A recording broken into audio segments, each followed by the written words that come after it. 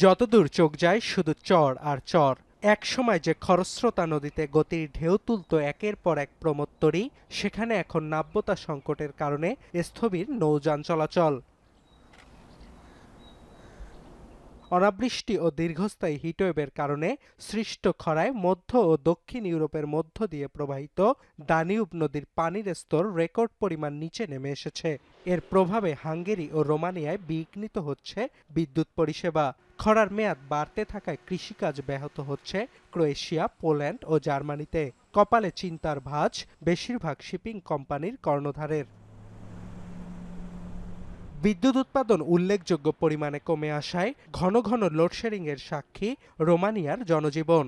দেশটিতে চলতি মাস জুড়ে জারি রয়েছে জ্বালানি জরুরি অবস্থা।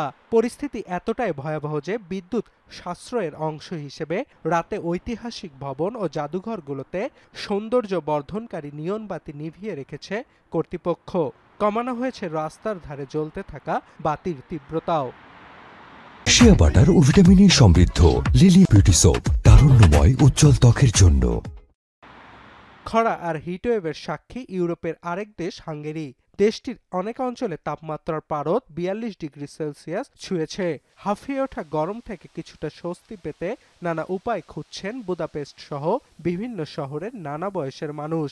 আর অস্বাভাবিক তাপমাত্রার মাঝে মরার ওপর খাড়ার ঘা হয়ে দাঁড়িয়েছে হাঙ্গেরির একমাত্র পারমাণবিক বিদ্যুৎ কেন্দ্র প্যাক্স পুরোপুরি শাটডাউনের শঙ্কা।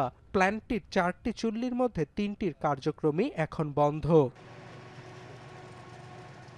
প্রায় ২ মাস ধরে বৃষ্টির দেখা নেই জার্মানির বিভিন্ন অংশে।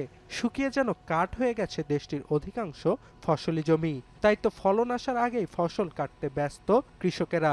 Aber dass da 2 Monate eigentlich auch kein Niederschlag bei uns in der Region war, das war katastrophal, vor allem fürs Getreide. Wir haben mit die schlechtesten Getreideerträge seit Aufzeichnung.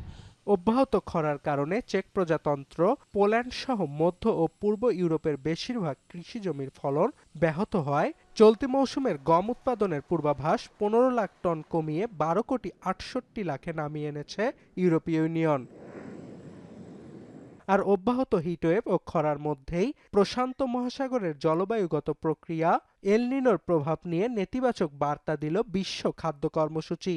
সংস্থাটির পূর্বাভাস, আগামী বছরের শেষ নাগাদ সুপার এল নিনোর প্রভাবে তীব্র ক্ষুধার কবলে পড়বে অতিরিক্ত ৪,৯০,০০,০০০ মানুষ।